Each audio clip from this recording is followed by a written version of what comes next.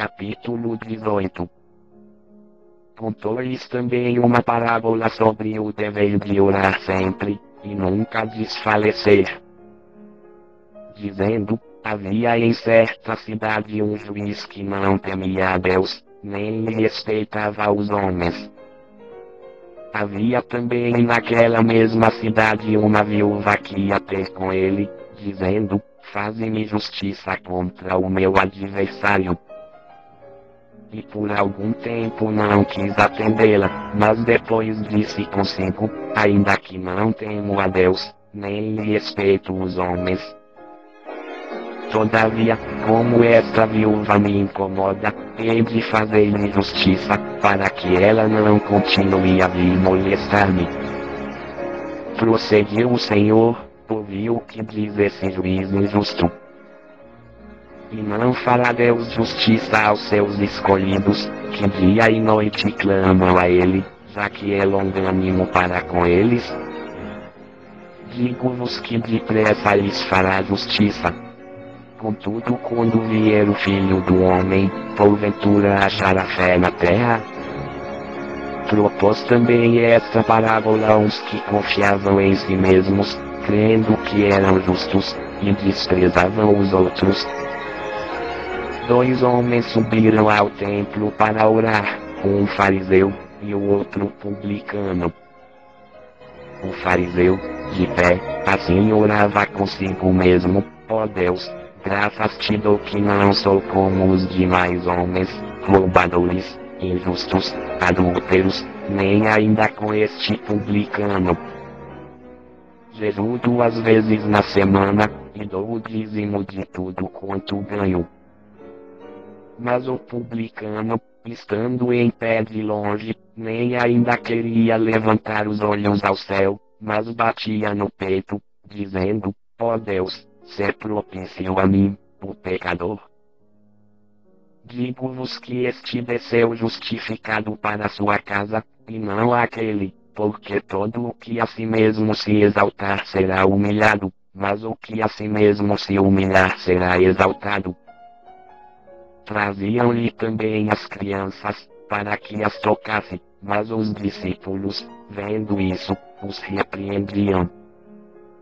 Jesus, porém, chamando-as para si, disse, deixai vir a mim as crianças, e não as impeçais, porque de tais é o reino de Deus.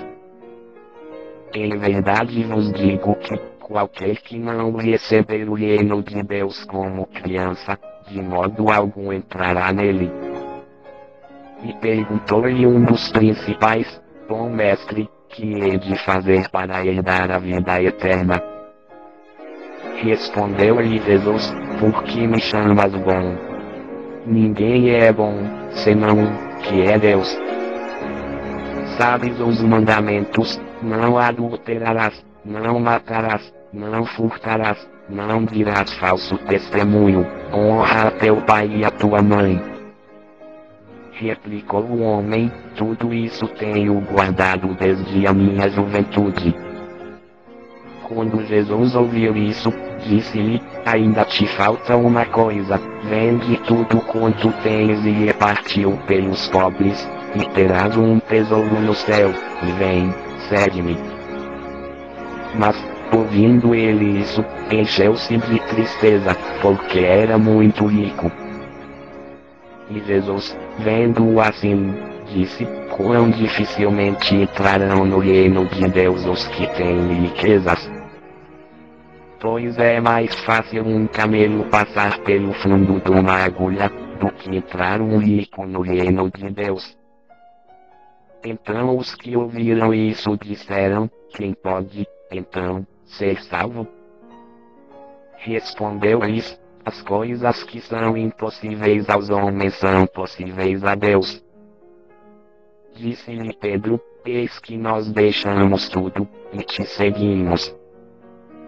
Respondeu-lhes Jesus, em verdade vos digo que ninguém aqui tenha deixado casa, por mulher, por irmãos, por pais, por filhos, por amor do reino de Deus, que não haja de receber no presente muito mais, e no mundo vindouro a vida eterna.